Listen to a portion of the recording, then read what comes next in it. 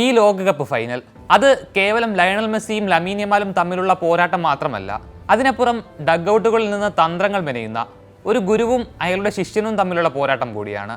സ്പെയിനിന്റെ Luis de ലാ ഫ്യൂന്റെയും അർജന്റീനയുടെ ലയണൽ സ്കലോണിയും തമ്മിലുള്ള തന്ത്രങ്ങളുടെയും പോരാട്ടം.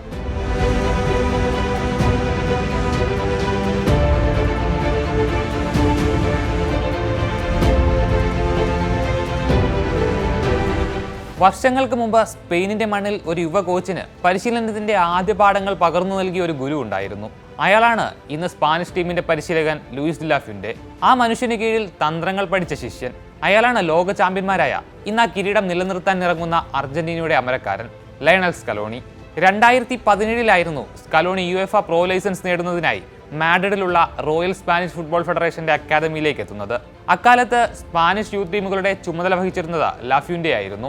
സ്കലോണിയുടെ പ്രാഥമിക പരിശീലകരിൽ ഒരാളായും അദ്ദേഹം സേവനമനുഷ്ഠിച്ചു. ഫ്യൂന്റെയിൽ നിന്നും തന്ത്രങ്ങൾ പഠിച്ച സ്കലോണി 2018 അർജന്റീന സീനിയർ ടീമിന്റെ മുഖ്യ പരിശീലകനായി എത്തുന്നത്. പിന്നീട് അയാൾ അർജന്റീന ഫുട്ബോളിന്റെ ചരിത്രം തന്നെ മാറ്റിമറിച്ചു. 2021-24 വർഷങ്ങളിൽ കോപ്പ അമേരിക്ക, 2022 ഫൈനലിസിമയും ഫിഫ ലോകകപ്പും, തുടർച്ചയായി 3 അന്താരാഷ്ട്ര കിരീടങ്ങൾ സ്വന്തമാക്കുന്ന ആദ്യ പരിശീലകനെന്ന നേട്ടവും. സ്കലോണിക്ക് കീഴിൽ ഇതുവരെ 103 മത്സരങ്ങളിലാണ് അർജന്റീന കളത്തിലിറങ്ങിയിട്ടുള്ളത്. അതിൽ ടീം 80 ജയം സ്വന്തമാക്കി. 14 മത്സരം സമനിലയിൽ അവസാനിച്ചപ്പോൾ 9 എണ്ണത്തിൽ മാത്രമായിരുന്നു തോൽവി വഴങ്ങിയത്. സ്പെയിനിന്റെ ടാക്ടിക്കൽ മാസ്റ്ററായ ഡി ലാ ഫ്യൂന്റ താഴെത്തട്ടിൽ നിന്ന് പടിപടിയായി ഉയർന്നു വന്ന സീനിയർ ടീമിന്റെ കോച്ചായ വ്യക്തിയാണ്. സ്പാനിഷ് ലോവർ ഡിവിഷൻ ക്ലബ്ബുകളായ പോർച്ചുഗലേറ്റ, ഔറേര എന്നിവയുടെ പരിശീലകനായിട്ടായിരുന്നു അദ്ദേഹത്തിന്റെ കോച്ചിങ് കരിയറിന്റെ തുടക്കം. 1997 മുതൽ 2001 വരെ ഈ ക്ലബ്ബുകളെ അദ്ദേഹം പരിശീലിപ്പിച്ചു. സെവിയയുടെയും അത്ലറ്റിക് ബിൽബായോയുടെയും യൂത്ത് ടീമുകളെ ദീർഘകാലം പരിശീലിപ്പിച്ചു.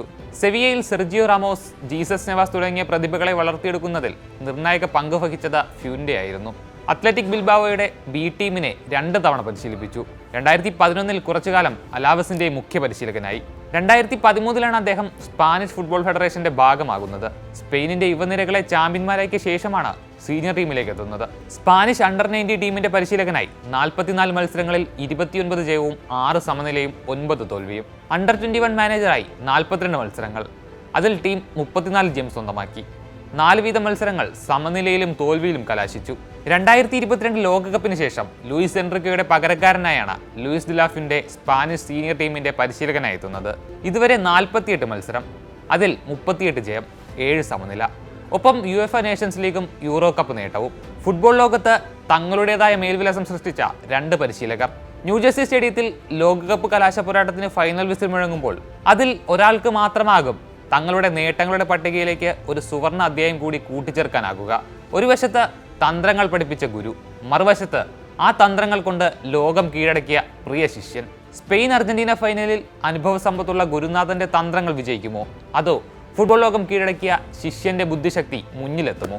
കാത്തിരിക്കാം ചരിത്രം കുറിക്കുന്ന ആ മഹാപോരാട്ടത്തിനായി.